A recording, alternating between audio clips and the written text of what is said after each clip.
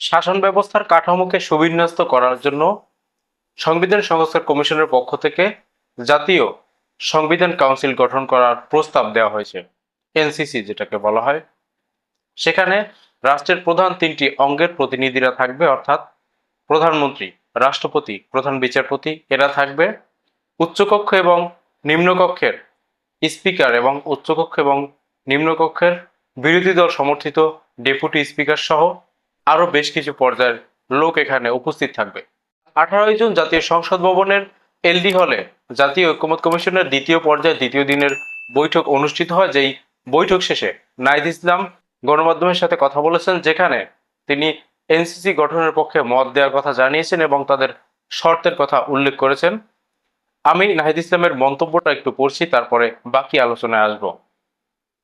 নাহিদ ইসলাম বলেন, জাতীয় সাংবিধানিক কাউন্সিল নিয়ে সংসদীয় হাউস এখনো চূড়ান্ত ঐক্যমতে পৌঁছায়নি। আমরা এনসিসি গঠনের প্রস্তাবকে সমর্থন জানাই, তবে কাঠামো নিয়ে আমাদের কিছু মতভেদ রয়েছে। কাঠামো নিয়ে তাদের মতভেদ থাকারই কথা, কেননা এখানে রাষ্ট্রের তিনটি অঙ্গের প্রতিনিধিদের কথা বলা হয়েছে। আগামী জাতীয় সংসদ নির্বাচনে এনসিপি যদি যেতেও পারে, কিন্তু সেখানে তাদের কোনো একটা অবস্থান থাকবে না যেটা দিয়ে তারা এই জাতীয় সাংবিধানিক কাউন্সিলের অংশ হতে পারবে। এখানে বলা হয়েছে রাষ্ট্রপতি, এখানে প্রধান বিচারপতি, প্রধানমন্ত্রী এবং সরকারি দলের স্পিকার, বিরোধী দল সমর্থিত স্পিকার, বিরোধী দলীয় নেত্রী। আমার একান্ত ব্যক্তিগত ধারণা হচ্ছে তারা এই কাঠামোগত পরিবর্তনের যে কথা বলছে, সেখানে তারা চাইবে এই এনসিসি গঠনের ক্ষেত্রে এমন একটা বিধান রাখা হোক যেখানে সংসদে বিরোধী দলের যতগুলো প্রতিনিধিরা যাবে, মানে যতগুলো দলের প্রতিনিধিরা যাবে, প্রত্যেকটা দল থেকে যেন এক একজন প্রতিনিধি এই এনসিসিতে থাকে। এটা যদি তারা নিশ্চিত করতে পারে, তাহলে আগামী জাতীয় সংসদ নির্বাচনে তারা যে কোনো কারোর সাথে লিয়াজো করে হোক কিংবা যে কোনো কৌশল অবলম্বন করে জোটগতভাবে হোক সংসদে যদি যেতে পারে, তাহলে সেই ক্ষেত্রে তাদের একজন প্রতিনিধি এনসিসিতে তারা রাখতে পারবে। এরপরে তিনি বলছেন, নির্বাচন কমিশন, দুদক, পিএসসি, মানবাধিকার কমিশনের মতো গুরুত্বপূর্ণ সংস্থার নিয়োগ আগের পদ্ধতিতে নয় বরং স্বচ্ছ প্রক্রিয়ায় হোক, এটাই আমাদের দাবি।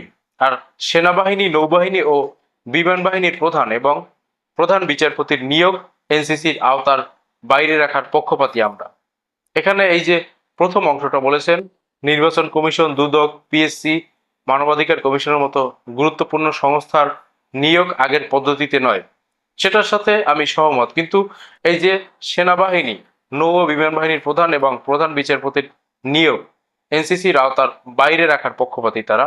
এখানে আমার একটা প্রশ্ন রয়েছে যে রাষ্ট্রের গুরুত্বপূর্ণ যে তিনটা অঙ্গ, সেই অঙ্গের প্রতিনিধিরা এখানে এনসিসিতে থাকবে, তার মানে সব গুরুত্বপূর্ণ ব্যক্তিরা এখানে থাকবে, সবাই মিলে একটা সিদ্ধান্ত এখানে নেওয়া যাবে, যেখানে সরকারি দল থাকবে, বিরোধী দল থাকবে, যেখানে সরকার এবং সরকারের বাইরে থেকে বিচার বিভাগের এবং রাষ্ট্রের প্রধান, রাষ্ট্রপতি, এই দুজন লোক থাকবে।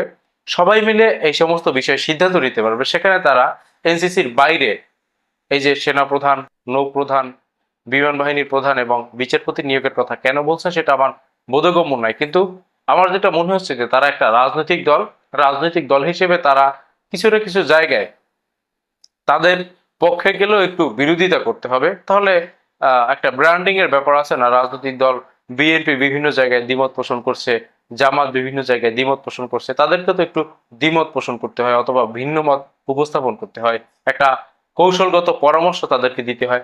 সেরকম হিসেবে এই জিনিসটাকে তারা উপস্থাপন করছেন। আসলে আলাদাভাবে এখানে এই যে চাওয়া, এটার মধ্যে কোনো গুরুত্ব নেই, আর গুরুত্ব দিয়ে তারা চাইছেনও না। তারা মূলত একটা ভিন্ন মত পোষণ করলেন বা একটা নিজস্ব মতামত ব্যক্ত করলেন, রাজনৈতিক দল হিসেবে যেভাবে একটা নিজস্ব মতামত থাকার কথা সেভাবেই।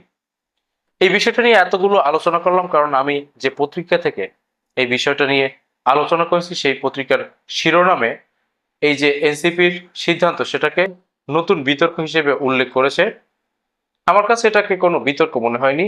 আমার কাছে মনে হয়েছে যে এটা আসলে এনসিসির যে গঠন প্রক্রিয়া নিয়ে সমালোচনা করার জন্য একটা স্কোপ বের করেছেন এনসিপি, এর বাইরে কিছু নয়। এই পত্রিকাটির শিরোনাম হচ্ছে, প্রধান বিচারপতি ও সেনাপ্রধানের নিয়োগ নিয়ে নতুন বিতর্কে এনসিপি। আসলে এটা কোনো বিতর্কের বিষয় নয়, এটা অভিমত জানানো। এবং ওই যে বললাম, তারা রাজনৈতিক দল হিসেবে স্বতন্ত্র কিছু মতামত উপস্থাপন করবেন কিংবা বিভিন্ন প্রস্তাব একটু ভিন্ন মত দেখাবেন, নিজস্ব যে আইডিওলজি সেটাকে প্রদর্শন করবেন, এরকম একটা বিষয়। এখানে আসলে বিতর্কের কিছু নেই।